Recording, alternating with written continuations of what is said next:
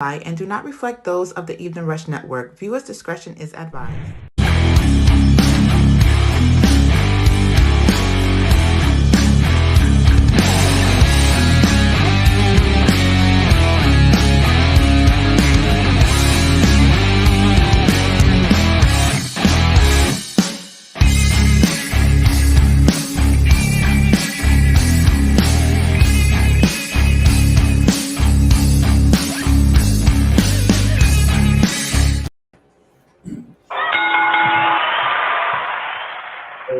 Yo, what's going on? It's your boy RE Double and my tag team partner himself. Yo, it's me. It's that DOOGIFRANCHISE. Yes, sir, in the place to be, ready to go bell to bell and raise some hell with Rel, who's missing, obviously. And it's now just me. So I'm going to keep it going, keep it rolling. So let's go. Order to finish. Oh, hold on. Technical difficulties. Oh, we having some technical difficulties. So I'm going to just hold it down and tell y'all who out here tonight, who tuned in with us. Who tune in?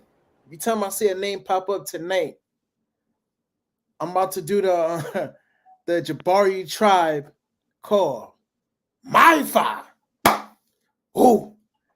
Every time somebody tune in, shout them out at the same time. Why? Because we warriors out here. And please, if you see the number down below, please call in, tune in, share your opinions, share your thoughts, go off, cut a promo, do something. Because today we talking wrestling, so I want energy. Anywho, where you want to begin? Where y'all want to begin? Y'all want to start Monday? Y'all want to start Monday? Because I feel like it's still just me. Let's start with Monday Night Raw. Let's hit some highs and let's hit some lows. First, let's start with the match that's been made of Rhea Ripley, Finn Balor versus the Rated R Superstar Edge and Beth Phoenix. All right, I'm back. Yes, I'm back. I was trying to hold it down because I had some camera issues. The camera just went completely dark on me. All right, that's crazy. Yeah, technical difficulties. So. McMahon, I don't know. Might be WWE. I did a whole intro, and I said, let's start off with Monday Night Raw, starting with the mixed tag match that got made for the Elimination Chamber between Judgment Day's Rhea Ripley and Finn Balor versus the Rated R Superstar Edge and the Glamazon Beth Phoenix. That's a thing? I don't know. So I guess we figure Edge and Beth Phoenix is gonna win that, right? You know what? I don't know. I want to see what happens on Monday because I feel like Rhea might be pissed. Like, why are you putting me in the match knowing I got a match with Charlotte coming up? I'm trying to stay fresh as possible. Exactly my point. So I don't know. Especially if she's going to for a SmackDown title, she might be, jumping ship soon. You got to be 100% for Charlotte Flair. You can't be 90%. Facts. God, don't let me talk positive about Charlotte because I'm not a big fan of hers. But let me ask you a question. What did you think about the whole Cody promo with Paul Heyman? Yeah, that shit was crazy. That shit was deep. That was I don't even call that a promo. That's storytelling. Mm-hmm. I mean, I would always say Cody does storytelling well. He even did it in AEW. He does storytelling. See, what I mean is like, yo, you connected all the dots. You made sure you mentioned Sami Zayn. And I commend them for that because they didn't they didn't do the normal and try to ignore it like it's not going on. Yeah, like you made sure you let it be known Sami Zayn could be your possible opponent. That's a contender. You even say, yo, big ups to him.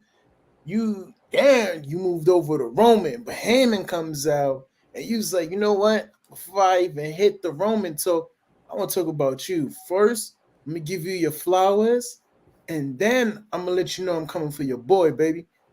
So tell him watch his back. I respect that. I think the one thing I take from that is that the part of him just saying, I'm just a guy trying to win a championship, and everybody wants to make it personal. So when I beat Roman, now it's personal. And I'm like, if you thought it was just, I get the fact you want to win just the championship, but you know full well it was going to get personal at some point. But I respect it though, because I like if you've heard his I think it was what you call it, you know the podcast with Corey Graves. Yes. Yeah, he says like, yo, I'm not gonna lie to you. I do say wrestling has more than one royal family, but yo, for my family to be there, we need to have that WWE title. Because like yo, as I'm sitting here, I had to sit back and I'm like, yeah, because every other wrestling royal family has at least had one world champion. Even the Ortons, the McMahons, the Harts, the NOIE family, the Hardys. Yeah. The Steiners. Huh? The Steiners. Scott was world champ. Not in W. Oh, okay. Still got to count that. Harlem Heat. Fine. But no, because then it would defeat the purpose. I'm gonna tell you why. Because Dusty was a world champion. Oh wait. Oh, in WCW he was world champion. NWA he was. Yeah. So, but we talking straight WWE/F. Okay, so then yeah. But I get what you're saying though. Like he has to win the world championship for it actually to mean something. And then the fact that he's like, yo, he got a headline the actual the Super Bowl for professional wrestling. Now, don't get me wrong, right? I'm in favor of more Sammy being the one to fight Roman at WrestleMania. Yo, but I'm not mad at Cody challenging. You know, at the end of the day, it's still going to be a good match. It's going to have a lot of drama, and I really don't think it's going to. I don't really think it's going to be a straight up one-on-one match. I think there's going to be some interference in it. So,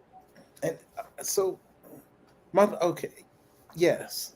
My thing is, I want Sammy to challenge for the world title, but Sammy's story doesn't end with Roman. I know. It really ends with the Usos. Yeah, and then I feel like I know you probably gonna say the same thing playing in the back of your head too. Jey Uso's gonna call Sammy. They're gonna beat Sammy down, and Kevin Owens gonna be the one to help him, and then it's gonna lead to that. Mm-hmm. That's what I think. Yeah. I agree. Another scenario I heard was like Roman, Jay, and Jimmy beating him down.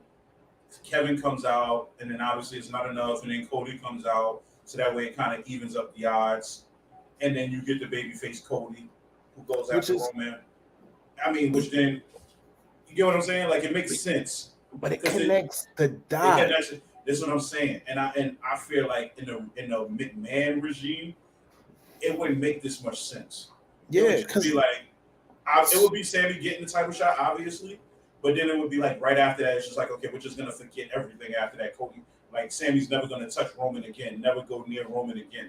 Yo, so fun fact, let's peel it back a little bit. Like that, what you just said, I agree. Because to be fair, Cody owes Kevin Owens.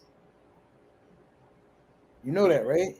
From what? Oh, so you see Cody's excursion, especially his Ring of Honor run and New Japan run. Mm-hmm.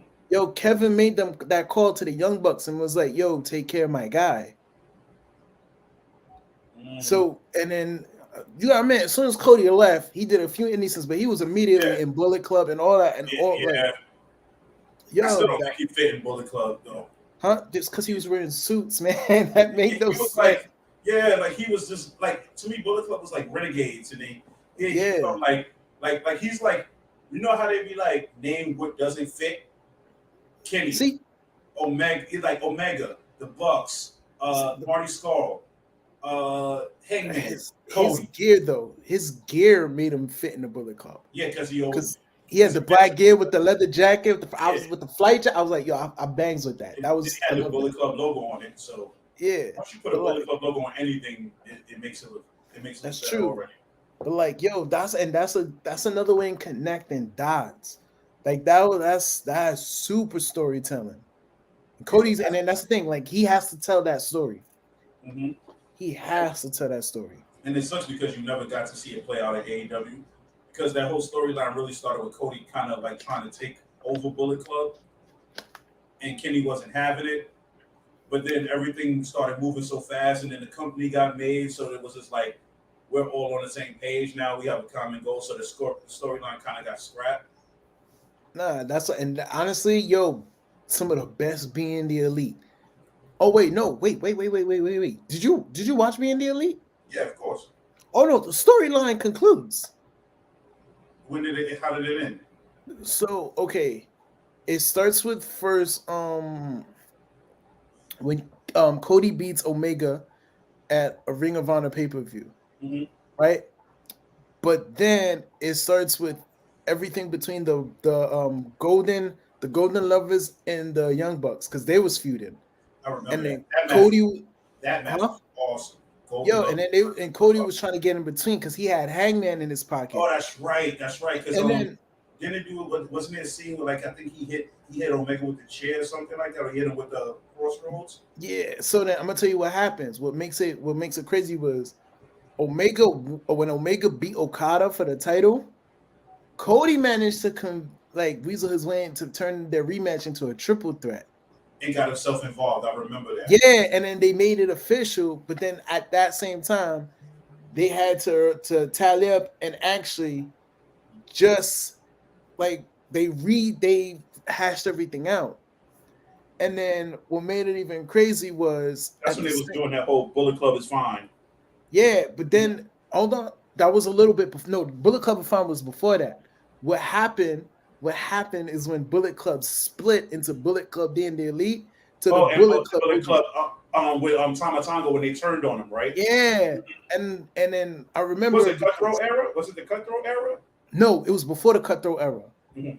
It was before the Cutthroat era because the Cutthroat came after they left because it ends. Them turned on Omega and like at some New Japan US show, wasn't it? Yeah, and it was after they all made peace. Mm-hmm. And then he came out because if you watch the Being the Elite, they actually it actually ends with all of them in the room bandaged up, and then Cody goes, and just a little dead silence and goes, yeah, that was crazy. And then it goes quiet, and then Cody just goes, man, what the fuck is Haku's problem? And then that's how they ended it. Absolutely destroyed the Elite. Oh yeah.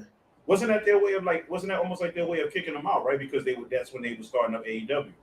It was around because the storyline never even got a proper ending. It was around that time. It was around the Jericho Cruise because the Elite got invited and they didn't.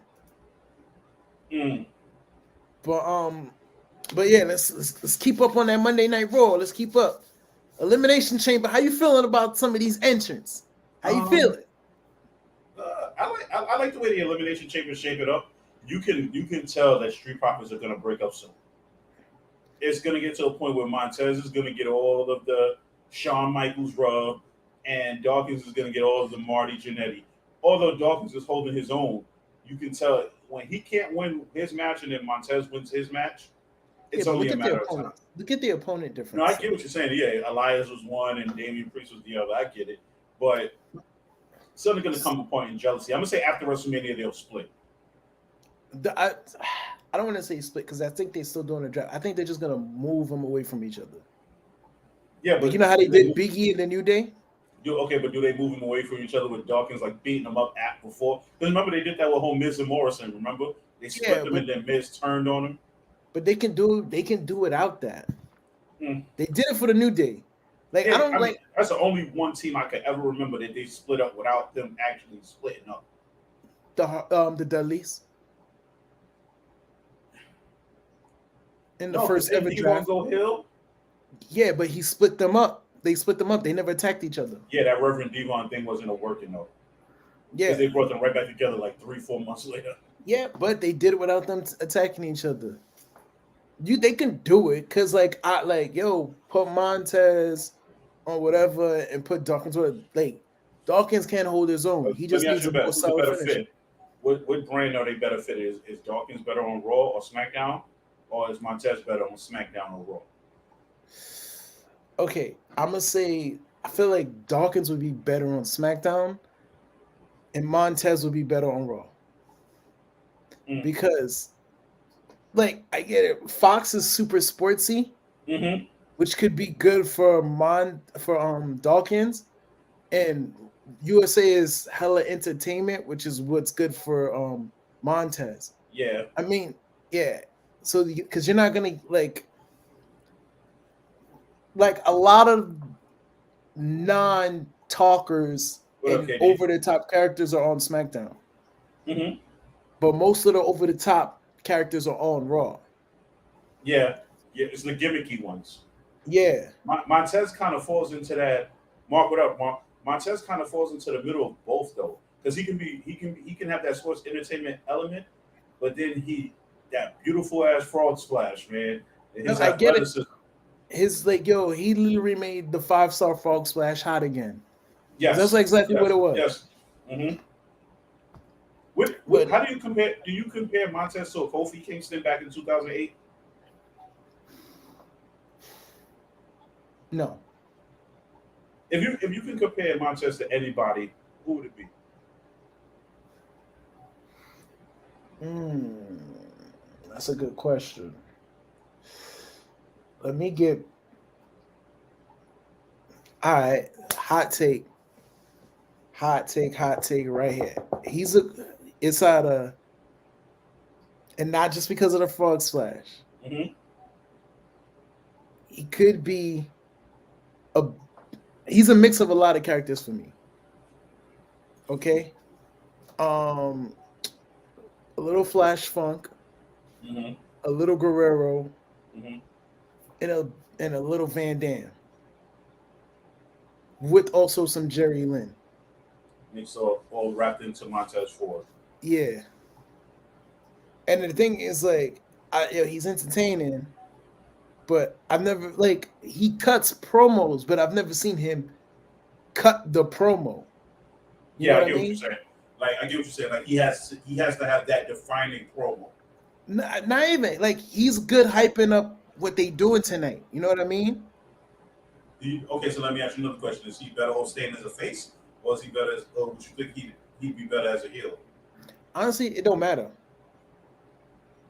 Hmm. It don't matter because if he's as a heel, all the silly stuff he'll do, he can still do it and just taunt the crowd. He'll be Yeah, yeah. technically he'll be just doing Seth Rollins shit still. I was just gonna say that because honestly, some of the best characters are the ones who can change from babyface to heel, but never change the mannerisms that they do.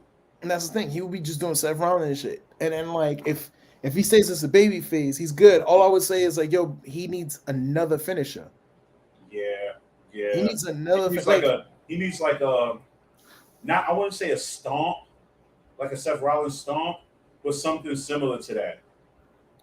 I mean, he has a finisher that he can hit on anybody, right? But he Yeah. just needs a finisher that as like a last, like you know how Undertaker had the Hell's Gate as like a last resort all the time. Mm-hmm. He Mm-hmm. needs like a last resort because like if the splash takes out of you, you need something that you can catch someone in at the last second to like hold them. Like Seth Rollins. Seth Rollins has a pedigree, but his last resort is a stomp. Yeah, but and this motherfucking that pedigree is ridiculous. I don't Yeah. understand. The fact that he's able to hit the pedigree like in different variations that Triple H has never done. Yeah. Like imagine back then in 2002, if Triple H was feuding with Goldberg, right? Imagine if they had the creative mind back then that if Goldberg says, "Yo, I'm gonna do a spear," you're going to turn it into a pedigree. Triple H should probably be like, well, here we go. Yeah, yeah, but think about like the fan reaction. Think about how we would have felt as fans if Goldberg would have speared Triple H and he turned it into a pedigree. We'd have been like, "What the?" I would have been hyped. Yeah, that's what I'm saying. That's what I'm saying. So it's like, Yeah. but I'm saying, imagine if they had the mind frame back then to think of that. Like, kudos whoever told Seth Rollins like, "Yo, you can turn that into a pedigree." When they were are they athletic enough to do that? That's The thing. Yeah, like would Triple H be able to withstand? Would Triple H not tear a quad trying to catch Goldberg into a spear? Because like you got to remember, they're moving at a different pace now than they was back then. You know what would be a nice move for Montez if it wasn't so overly used? The RKO. Nah, because Riddle. That's what I said. If it wasn't so overly used, Okay. I've seen the best variation of the cutter. I don't know if you watch NXT, Yeah, but I there's know, a but female wrestler that's so Ruka. she got that from somebody from GCW. It don't And I matter who she sent it got to it you. from. The fact of the matter is, I seen it on my TV from her Yo, first. no, you did it because I sent it to you. I paid attention to it on my TV from her. Yeah, I sent it to you, and I sent it to you before she even came on TV. It's crazy though. That like the creativity it takes to make that move, to be able to have the precision and timing for that. Thank you for Yeah. brushing off the fact that you don't read my messages now. No, I do. Sometimes I do. Sometimes. Yes. Most of the time I do.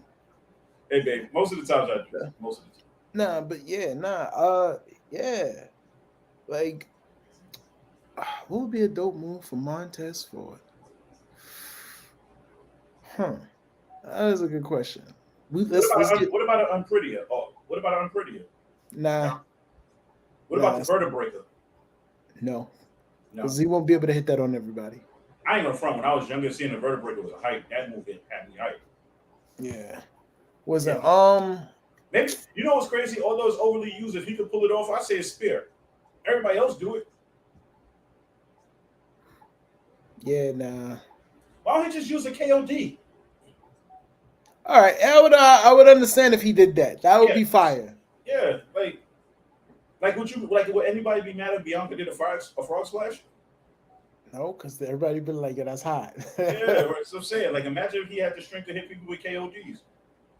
That would be hot. That would be fire. All right, so what else? Did you get a chance to watch AEW last night? I saw bits and pieces of it. Did you watch Elite match? Say that again? Did you watch the Elite match? Yes.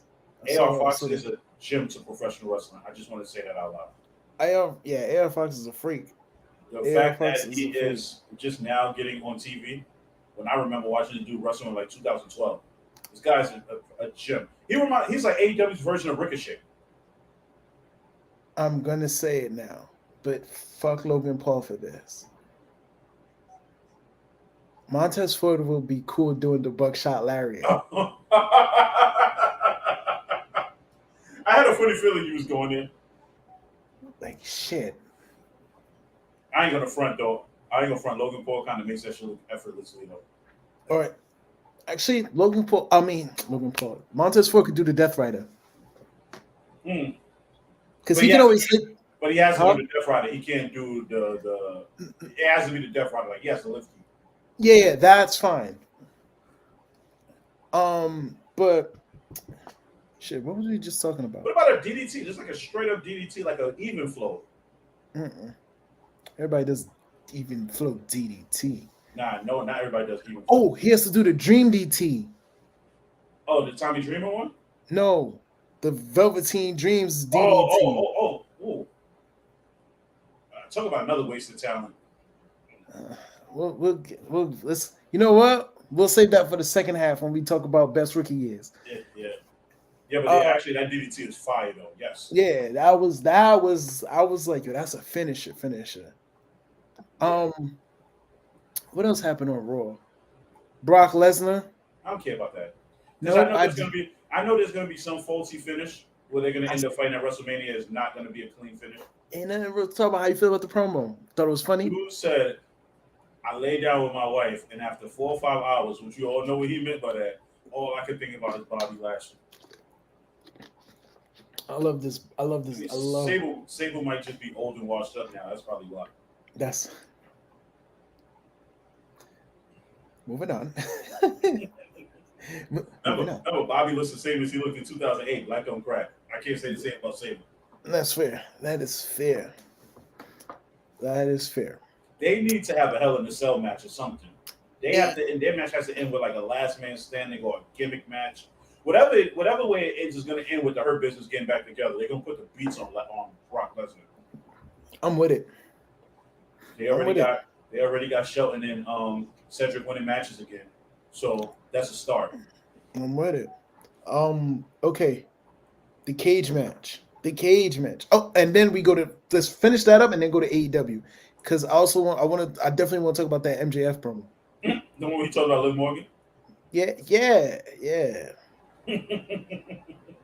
I can't wait. She should have went on Twitter and was just like, for the record, I don't remember anything from that night. Because Yeah, they should just play the whole thing. Should just play the character. Like I don't remember. That would have been from that funny. Night. But the cage match. I mean, it was good for what it was. I mean, Lita coming out doesn't do anything if it doesn't amount to her having a match. So the way I'm looking at it, it might end up being like Damage Control at WrestleMania. No, because Damage Control about to lose those tag belts. So somewhere down the line, you might get Damage Control versus like they're gonna lose it after WrestleMania. Yeah, probably. Somewhere down the line, you're gonna get Damage Control against Lita, Trish, and Becky. That's what I heard the rumor was. Yeah, and I'm okay with that. It's still better than anything Bray Wyatt is doing, but I must digress. Oh, before you go, just the ending of SmackDown last week, since it plays into. I love the fact that Sammy came out like a rebel with a cause. He went from and literally in about a week span, Sammy went from being so passive to being the most aggressive wrestler on the roster.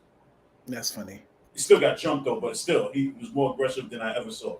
And he does a spear better than Roman. Yes, I said it. It was clean. I ain't gonna front. It was clean. But I ain't gonna front. The cleanest spear in wrestling right now is Ricky Starks. Yeah. He just throws his whole body into it, so it makes it look. Yeah, and then he puts his arms out like an airplane and shit. And he hugs you as he spears you. So yeah, it is definitely. But all right, so let's get into AEW. I didn't see the.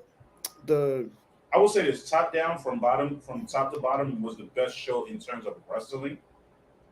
Takeshita and MJF match was fire.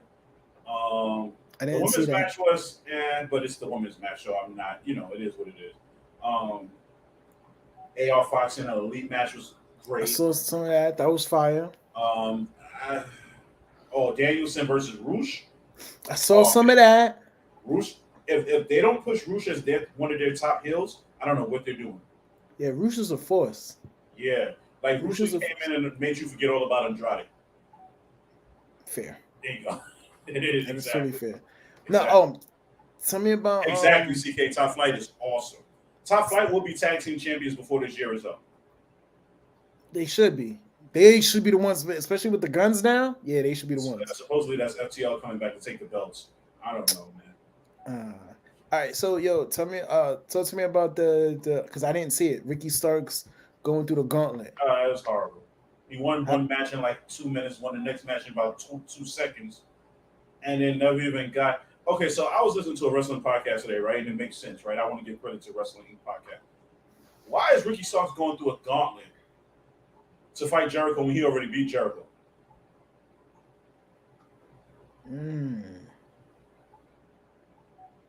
Like the logic makes no sense if you really think about it. I have to go through a gauntlet to fight your whole squad to fight you when I already beat you. So because I didn't see it, did he make it? No, he lost. Jericho hit him with a Judas effect from the crowd as he was pretending to be a luchador fan, a wrestler with a mask. Oh, that's the same thing. Oh, like he did with Rey Mysterio. Yes. Copy. Yep. Hey. And so I will say this though, you can tell. For one, I was waiting for Billy Gunn to turn on the Acclaim last night, which didn't happen, which means it's gonna happen the next time they fight. And once they lost, you could hear the crowd just like everybody was just like, oh, like it just took the air off the crowd. I heard. Bro, it sounded like Undertaker got the streak broken. Remember when it was that silence? It was like that silence, and then like people had to kind of digest what just happened. That's what it sounded like. But y'all heard they got mad backlash for that. It was so like the match was like it was so convoluted, like it was so crazy. Okay, first of all, shout out to the referee for taking a crazy bump because he took a shot and you gotta see how the referee fell out the ring, It was hilarious, Like he took a forearm shot and he just dropped. And then Billy Gunn came out, and what looked like Billy Gunn was going to hold up Bowens to get hit with the belt. It was just like it kind of got flipped, and then his son hit him with the belt, and then they got hit with the belt, and then they got rolled up, and it lost on a roll up because he got hit. It was just like I was just like, they really about to beat, and I was like, oh, first of all, you knew it was going to be a title change because it was the main event, and you was just like, oh yeah, they're going to lose the belts. And then once they lost the belts, it was just like, damn. So what happens now? But you know they're going to get the rematch at the pay per view, whether they win or not. I don't know. I think that's what Billy's going to turn on. Oh, damn, that's whack. That's whack. Yeah, you're right, CK. I mean, at the end of the day, I'm not mad at the Guns for winning. Look, I'm not. I don't get all butthurt like everybody else when titles change. Like people hate when when the TNT title go back and forth. I don't mind it because the world title doesn't switch hands a lot. So if you have I don't want to keep watching a match. I don't want to watch a TNT title match every week if he's going to keep winning every week. Like I want to know that okay, this might be a chance he might lose. So I'm not mad about the Acclaim losing either because they're still popular. It's just the question is now, what do you do from there? Where do you go from there after? Yeah, they might be so over they don't need the titles. Yeah, and then if you look at the Gun Club or cosplay HBK, they wear the same kind of gear HBK used to wear in the 90s. I mean, it's stylish. And Austin Gunn sells like a mother. Austin Gunn might be this generation's Dolph Ziggler. Like he can sell his butt off. Like, and he's a pretty good rapper too. But you don't really think about it. He's okay. It's all right. He's a pretty good rapper. He's okay. But I like Austin Gunn. I don't know. Okay, put it this way: if Austin Gunn had Colton Gunn's height with his body, he might be a star in AEW as a single star. Okay. The Guns complement each other. Oh, wait. Another move Montez Ford can have. The Famouser. Because that he can hit out of nowhere. Yeah, and I think he probably get on it too, probably. Exactly. He can definitely hit that out of nowhere. But then Carmelo Hayes has that. Off the top rope. Yeah, but that's right. Montez Ford doesn't need to hit it off the top rope. Montez Ford can literally jump that high. Yeah, you're right, CK. The AEW tag team division deep. So yeah, this is what I'm saying. So I'm okay with the tag team titles changing hands because 1 week the Acclaim can have it, next week FTR can have it, the House of Black can have it in 6 months. Like three tag team champions. Who you got? That hasn't been tag team champions. Okay, that hasn't been tag team champions. Top Flight. Like it has to be in order or just any three. It don't matter. Okay, Top Flight. And it's crazy because their tag team division is so deep. It's like Top Flight might have the belts for a minute. Top Flight. I'll be honest with you, CK, with the way Dax has been talking on his podcast, I don't think he want to go back to AEW. Top Flight. This might sound crazy. I'm going to say Jungle Boy and Hook.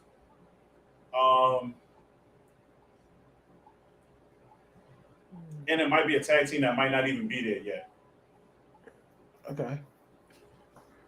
Maybe Roosh and I don't know. Oh, maybe at some point you might get Claudio and Mox. Okay. Supposedly that's the match at All Out. I mean at Double or Nothing. It's supposed to be the Elite against Blackpool Combat Club for the trios belts.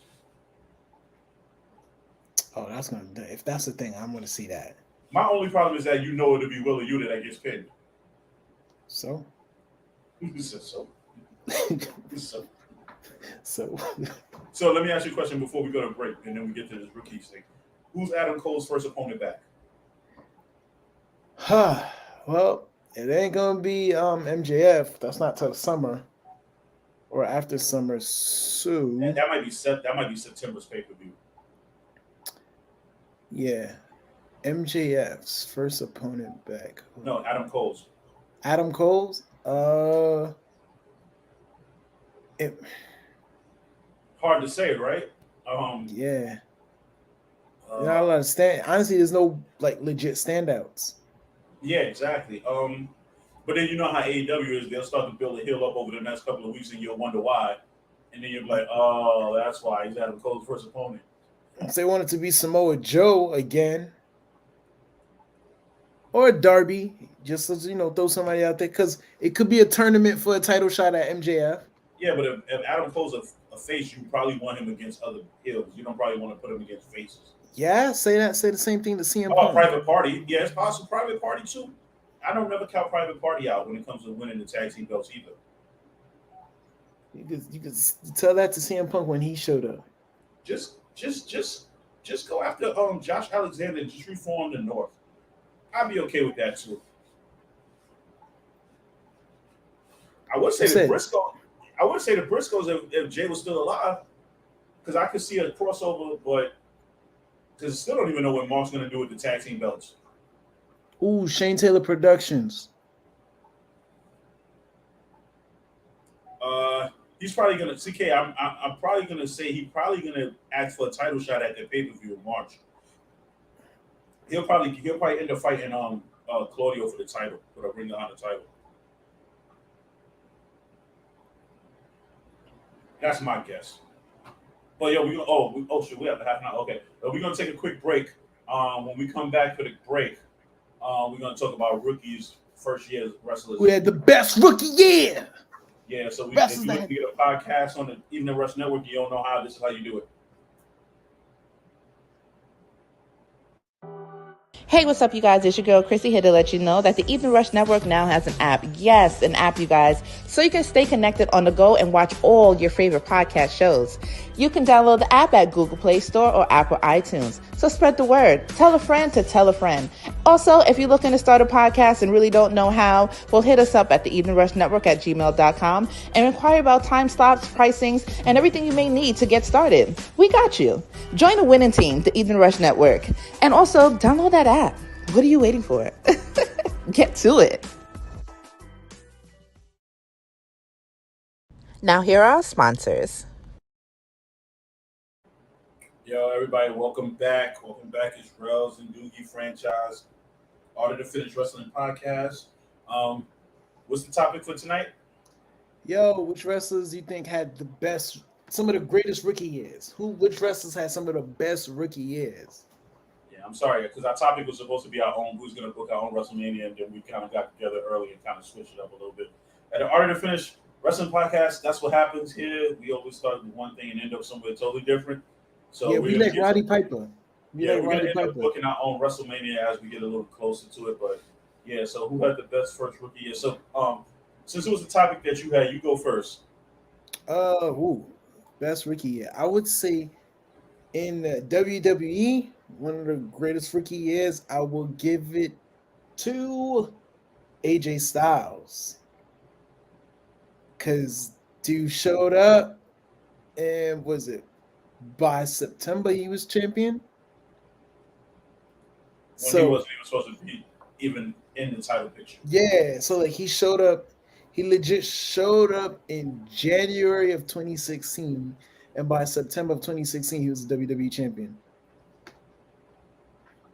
I guess I gotta go Ultimate Warrior. No, hell no. You know, he had a great rookie year. I don't know. He was before my time. And I don't like him. I mean, he ended Honky Tonk's. He ended Honky Tonk's streak, longest Intercontinental Championship reign, in 30 seconds. I ain't gonna front. All right, so let's go. Matter of fact, let's just talk about wrestlers with great rookie years and why. Because if that's the case, we can sit there and say another great rookie year. Brock Lesnar, amazing rookie year, first Absolutely. year. I could say Goldberg. Did he though? Did he lose? Huh? Did he lose? He wasn't winning as much matches as they said he was winning. Bro, it don't matter. To the eye It at does that matter. time. No, because at that time we would have believed he was really like 170-0. We believed it. Where? We believed it. We believed it though. Come on. You gonna sit here and tell me you didn't believe it? I didn't believe it. As a kid, you didn't believe it. Nah. Also, we talk about rookies like we talk about like in that federation, CK, because he said AJ doesn't count. He wasn't a rookie, but you got to count like in rookie times. Like if that's the case, Kurt Angle had a great rookie year. He was world champion too. His wasn't like a year. Mm-hmm. Yeah, he did it in a year. That man did a lot in his first year. For someone who thought he was coming in as a ultimate babyface that turned into an ultimate heel and won the championship in his first year. The Shield had an amazing rookie year. Oh, Since you want to absolutely. say the Shield, and I got to throw them all in one because they all like won titles at the same day. And remember, Seth came in as in the member of the Shield as NXT champ, first NXT champ too, by the way. Yo, you're right. You're right. Let's see. Who's a little quick quiz? First 3 NXT champions. okay? See your wrestling knowledge. Is that to me or is that to them? That's to you. Okay, so let me get this right. Seth Rollins, Big E, Bo Dallas. Yep. And to this day, I still don't understand how Bo Dallas beat Big E. I don't get it. Kevin Owens. Kevin Owens had a banging rookie year. Oh yeah. He came in and beat John Cena on his first night. Yo. Then he stepped on the U.S. title. He was mad disrespectful. I'll do one better. His first 2 matches, he was a world champion in NXT. That's true. Because he came in and beat John Cena. Yeah, he beat the crap out of Sami Zayn his first night there. Yo. I wouldn't say Bo Dallas had a good rookie. No. No, he was saying the champions. Oh yeah, Seth Rollins, Big E, Bo Dallas. I could tell you a few of them. Big E, it was Big. What up, Ringer? It was Seth. It was Big E. It was Bo Dallas. Then it was Neville. Yeah. Pac. Then it was Sami Zayn. And then it was Kevin Owen. Then Finn. Then Finn. Yep. Then Samoa Joe. Then Shinsuke. Then Joe. Joe again. Yep. Because Joe was a 2-time champ. Yep. Then Shinsuke. Then it was what's his name? Was it Rude? Robert Roode? Yeah. It was Bobby Roode. Then Drew McIntyre. Then Andrade. Then what's his name? Alistair. Then it was Alistair Black. Then it was Tommaso Ciampa. Then it was Gargano. Then Adam Cole. Then it was Keith Lee. Then it was Karrion Kross. Then it was Finn Balor. Then it was Karrion Kross. Then it was Samoa Joe. Yeah, I forgot Samoa Joe came back. And then it was Karrion Kross again. Nope. Then it was after Samoa Joe, it was Tommaso Ciampa. Because Samoa Joe did the bogus injury angle. They had the fatal forward. And it was Ciampa. Then it was Braun Breaker. Yep, and then it was stuck with that. No, yes. Dolph Ziggler. Then Braun Breaker. And they ain't never been no other champs since. Yep. Sheamus. Sheamus and Ronda Rousey had a Sheamus beat John Cena in that tables match. Like 2 months into being on the main roster. Yeah, so he had the fastest title rise. Okay, so Sheamus had the best rookie year. Of all time, Sheamus had the best rookie year. You get it. You won. CK, you got it. He was the world champion. Ronda Rousey had she had a good rookie year, huh? She had a good rookie year by standards of us as fans. But the booking that they put her in, of course, she had a great rookie year. That's true. Yeah, you got to look at it like that too. Like it was the booking that put her where they put her. Actually, even though he wasn't a rookie because he was in NXT, but Finn Balor on the main roster had a good rookie year. I mean, he won the world title his first match. His second match. The first match he beat Roman. And then the second match you beat Seth. Yeah, that's a pretty damn good resume if you ask me. That is his third match should have been Dean, and I'd have been like, he got that. And then he lost to injuries. He lost to the ever so popular Vacant. Facts. Vacant has the most victories in professional wrestling. So let me ask you a question. What do you think will make it what do a wrestler need to have a perfect rookie year?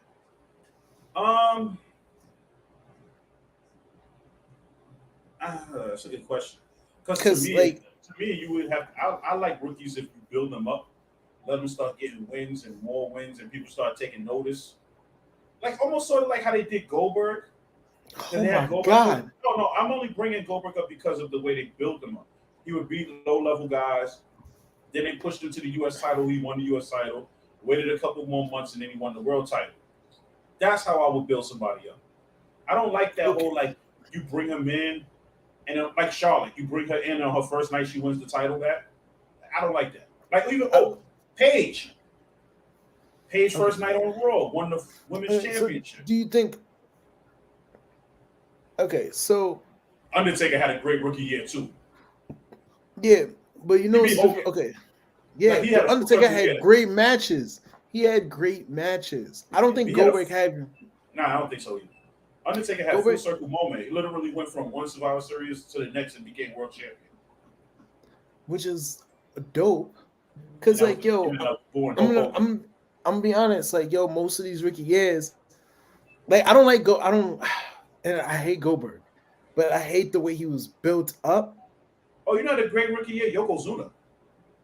See, I like him because okay, similar to Goldberg, he had like the same come up, but he had matches and it looked good. And he Goldberg did it. Yes. Who said Giant Gonzalez? Stop it. CK's being an ass right now. Stop it. Like that's that's why I can never consider Goldberg like you're not a great rookie year because you didn't prove nothing to me. Everyone was just fed to you. Mm-hmm. I would say considering Brock Lesnar had a similar upcoming where he was just beating people up, even though they fed people to Brock Lesnar, he was still putting on dope matches. I mean, to look at Brock Lesnar though, you had to look at who he was fighting. Like his first feud was like the Hardys. Then he had to go through the King of the Ring tournament where he had to beat Test and Rob Van Dam. And that worked his way up. Yeah, then that worked his way up to the Rock. All right. Ryback. No. Okay, so I'm gonna tell you what WWE messed up with Ryback. When they put Ryback in that situation where he had to fight CM Punk because Cena got hurt, it was a no-win situation. Because if he wins, he's the world champion, but it was too soon. But then he loses, he lost. And that's exactly what happened, and that's where they messed up.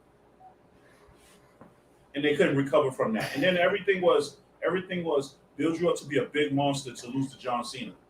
Because like that heel turn was absolutely it was unnecessary. Yeah. First of all, he lost to Mark Henry at WrestleMania. That was it already. And then the next night he comes out and he beats up John Cena. It was like it made no sense. Listen, man, Mark Henry is awesome, but authors of pain. Worst rookie year. I gotta get that one to carry across. Authors of pain.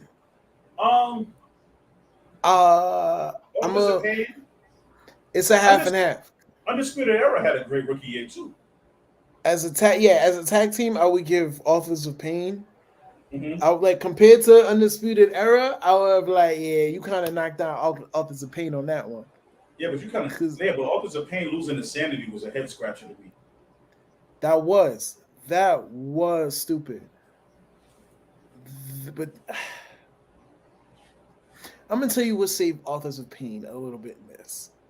Their triple threat tag match with the elimination tag match they had with the Revival and DIY. You remember that? Mm-hmm. I don't know why I'm doing this.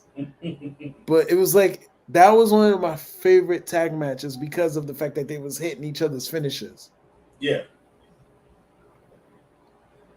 And then I didn't expect it to be down to the Revival and actual DIY. Who else? Yeah, you got nobody. But you kind of knew like in NXT too, like if a team lost, if they were champions and they lost, you kind of knew they was on their way to the main roster after that. It was almost just like, what do you do from there? Okay, so we didn't mention this one. So what did you think about Velveteen Dream's first rookie year? R.I.P. Velveteen Dream.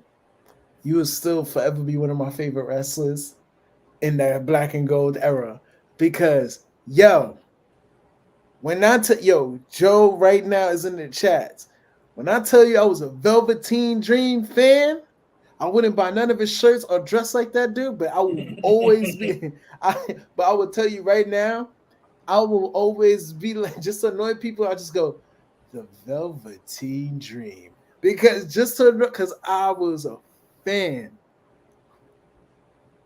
His rookie year was fire. Granted, he didn't win much of his matches, but he always had match of the night. Yeah, he was the Dolph Ziggler at NXT. I won't even call him Dolph Ziggler. I will call he was HBK of NXT. And I'm sorry, HBK didn't win a lot of matches. I don't think nobody will ever say it. Sonny Kiss is actually pretty good though. That's the funny thing. It's just that nobody's ever going to get past the fact that Sonny Kiss is a gay wrestler on TV. But Sonny Kiss is athletic as hell. Yeah. I mean, I saw Sonny Kiss on Lucha Underground. Yeah, me too. But sticking to Velveteen Dream, his match against Aleister Black, fire. Titus O'Neil, really?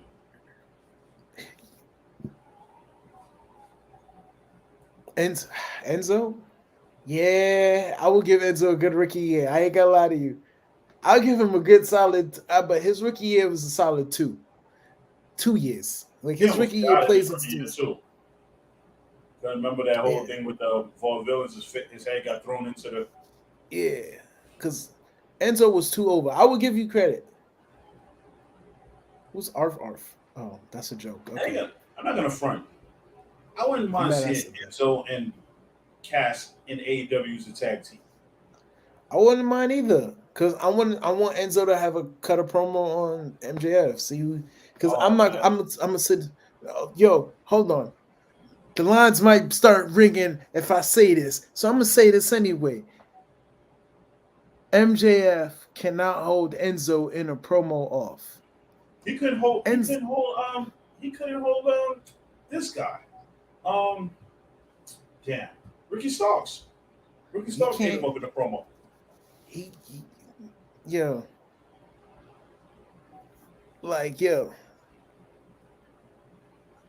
What? Yeah, I actually seen Enzo. Not for nothing. I actually seen Enzo fight on MLW this week. He fought Mance Warner.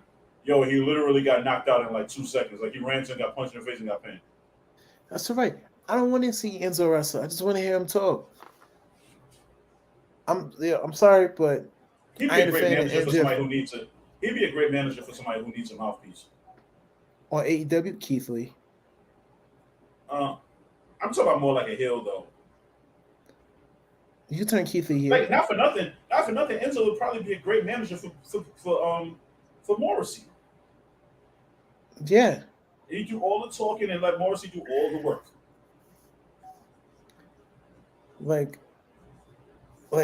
Yeah. But let's keep it a buck. MJF is trash on the mic. I think MJF has lost a lot of steam since he's become world champion. It's just not. He really did. Know. Yeah, it was almost better when he wasn't the champ. Cup of haters. Okay. Yeah, sure. The real one can cut a better promo than MJF. And that's how I'm gonna make that close right now. His promos were so good they put the cruiserweight belt on him just to get more eyes on the front. And he did though. And he did because the cruiserweight was main event in Raw. It sure was. It was featured heavily on Raw. And it was bringing eyes to the 205 Live. Imagine Enzo was a manager for Big Cass and Luchasaurus. And that was this generation's version of the Skyscrapers. Name someone who had a good. That would be interesting. Name someone who had a great rookie year, but was a flop after. That's a very good question. Shinsuke Nakamura. Yep, that might just be it. Asuka. Shinsuke, because at least Asuka won matches after. Shinsuke never recovered after he turned heel on AJ at WrestleMania. Not true, because he had one of the longest intercontinental reigns. Yeah, but which they actually did put up. Oh, Bobby Roode. he had a pretty good rookie year in NXT, and he just never recovered after that. Good. Oh yeah, that's true. That is true. Who else was a? Who else had a good rookie year and totally flopped? Well, that's a good question. That is a good question. KD, who you Yo, got? Mark, who you got? CK, who you got? I want to hear your comments on when I that. say totally, yeah, when you say totally flop, I mean, are they able to bounce back? Yes, Oscar, Nakamura. I'm gonna tell you the difference between Asuka right now and Nakamura is Asuka's able to kind of reinvent herself, and we still believe that she can beat somebody's ass. Nakamura, not so much anymore. No, first of all, let's be clear. Nakamura has to tone his shit down. Yeah, but I mean, with Triple H, you know, because people complained about like hitters like Nakamura. Nah, Bobby Roode didn't flop at NXT. He flopped once he got to the main roster. Wade Barrett, that's a good one. Wade Barrett, that's a good one. No, because I'm gonna be honest with you, Alex Riley never had a good rookie year, so I can't even put him in that category. Alex Riley's biggest claim to fame was just turning on Miz and beating him up like one time. After that, it was really no appeal. John Cena killed that career though. Maven, that's true. Damn, it's all right, KD. Hit him with another one. John Cena is the reason Alex Riley never became a star. Even Alex Riley even admitted that. Chris Wilson. He never had a good. All right. I never thought he was that good to begin with. Same. Ooh, I got one. I got two. Three, actually. The Basham brothers. Wow. And because remember, the Basham brothers beat the Los Guerreros. Mm-hmm. And the third, the one, because Basham's is two, Orlando Jordan. Oh, I got one. Shelton Benjamin. Oh, this nigga here. I hate to say it that way, but he had a great rookie year. He beat Triple H, man. Like he had a good He had a good run after that as both Intercontinental and United States champion. By the way, one of the longest reigns with both of those titles, which WWE put up.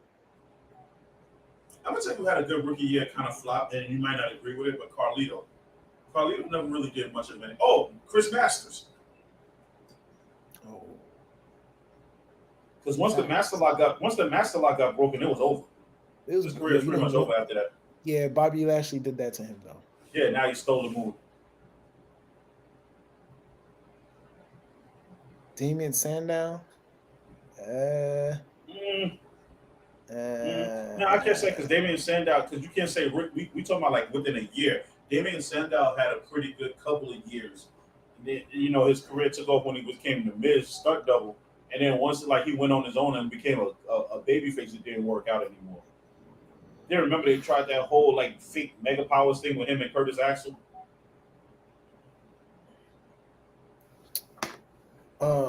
What's this called? Snitsky. Oh yeah, because he can't. It's not my fault. Yeah, right back. That's a good one. I would say Heidenreich, but Heidenreich never even had a good rookie year, so that don't count. Yeah. Oh, Matt Morgan. I don't think Matt Morgan was given a fair shot. But he ain't get it. His rookie year was, he was in high profile matches. His finishing move was always fire for me. The Elevator. Which one? The Elevator. I don't even know what that looks like. What you call it uses it now? Eugene, that's a good one. Hammerstone uses called the pendulum, the Nightmare Pendulum. Oh, they did. In TNA, he was using the F5. Yes. Eugene is a good one.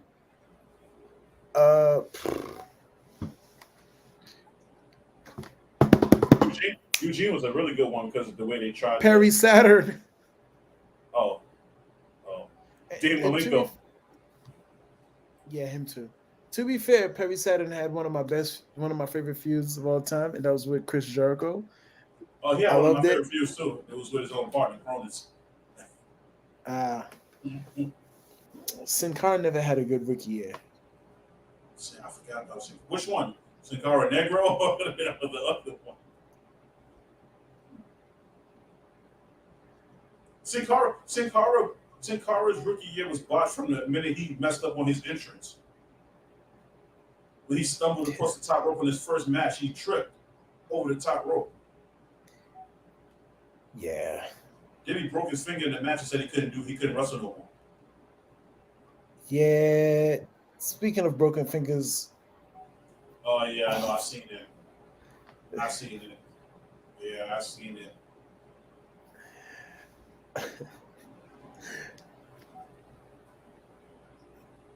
Carmelo Hayes.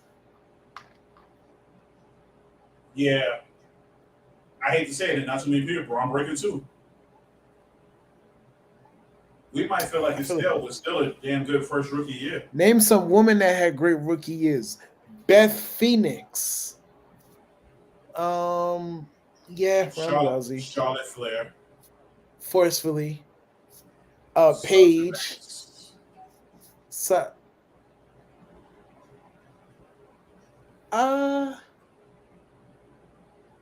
Okay. This is gonna sound crazier. I'm gonna say Bayley had a better rookie year on the main roster than Sasha did. And on top of that, Bayley was the first person to pin Charlotte at a WrestleMania. Yeah, true. Paige. AJ Lee. AJ, yeah. Trish had a good rookie year. Who? No, she Trish didn't. Trish sucked that first. She didn't have no. Jazz had a good rookie year. Where, Mark? Tell me where. It sounds like we saying Philly. Are we out to Philly? Mickey James. Yeah, I will always remember Mickey James for that infamous spot with Trish Stratus at WrestleMania. Oh, you throwing up the Vader symbol? Huh? Yo, he had a dope rookie year too. Yeah, I just said he never won the title. But Vader scared me. When I was younger, Vader scared me. For real? That's funny. Yeah. That's actually very funny. He's from the Rocky Mountains, man. 400 pounds. Which other female? I want to say Rockin' Robin. Nah, let me stop. That's a good question in terms of rookie. Female wrestlers. I got one. Shayna Baszler. Because she was super dominant in NXT for a long time. I'm not saying Caitlyn. Caitlyn, no. No. I don't think so. No. But like I said, Shayna Baszler for a super long time was dominant. Yeah, until she got done dirty by Becky Lynch. Didn't Shayna Baszler lose the title to Kairi Sane? Yeah. Kairi Sane had a good rookie year. Sable, Sable got a good rookie year. Sable had a good rookie year in the era where we didn't care about women's wrestling too much. Yeah, but let's be honest. She outshined her husband. Oh, yeah, and that was bad. And made it to the top. She outshined her husband so bad that another man took notice and took her away from her said husband and became her now current husband. And old said husband was going to do something about it, so he found out who the now current husband was, and he decided to just leave it alone. Yeah, and you know what's crazy? That said husband, after 4 to 5 hours, was thinking about Bobby Lashley. Another female wrestler. I mean, would you say Chyna? You have to. I mean, she was dominant. Because she was a hot blonde with big tits? Sable, Sable was okay. I wouldn't consider her like a great rookie year. Who, Alundra Blaze? No, Sable. Nah, I would say because she said it. She great rookie year. Awesome Kong. Facts. You know when you say something you can't even argue. Yeah. And I loved her, son. Awesome Kong. I loved Awesome Kong. Great rookie year. You cannot go wrong with her. I like how we just listed names. It's not even conversation. It's just a list of lists. Mm-hmm. This is just it. We're just doing lists of lists. We over an hour now. Oh, and lost it again. Well, Some focusness. this is now my show. So I must say, I feel like, should I close? Should I be the one to say, please tune in every Thursday at 9 to the Evening Rush Network to catch the Art of the Finish podcast. Mondays, they have another show which names slightly slipped my mind. I feel so terrible at this right now. But tune in all week for shows on the Evening Rush Network. Catch definitely the Art of the Finish every Thursday at 9, where you can see me and our boy Rellz and Don when he's back in the fold. And Don, you still there? Yeah, I'm here, bro. All I'm right. just in the back. But what he's trying to say is make sure y'all tune in each and every Thursday. Catch the Art of the Finish podcast. Or you can catch Rell's Relaxation Hours on Monday. You already know what it is, man. It's Dawn, even though I'm not here today. But I'm here. We started It's the out, voice bro. of God. Make sure y'all download the Evening Rush Network app, and we'll holler at you next week. Peace. Yes.